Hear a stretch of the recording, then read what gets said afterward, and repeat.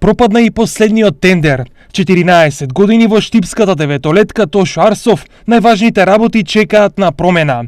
Имено и покреветувањата на ресорното министерство и оваа зима прозорците на образовната институција ќе останат непроменети. Јас сум во ова училиште 14-15 години и од тога чекаме. Така да овоа лето вие 3 месеца што чекаме не е за прв пат и не е нешто непознато. Веруваме дека ќе се тоа направи.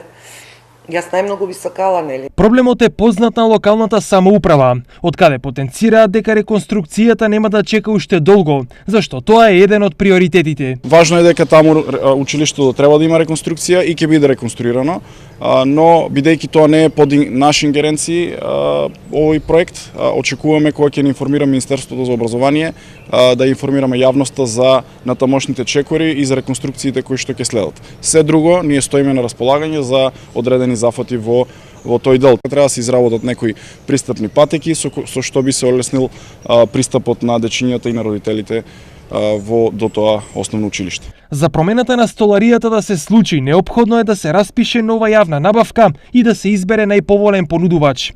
Кога тоа ќе се случи, засега официјални информации нема.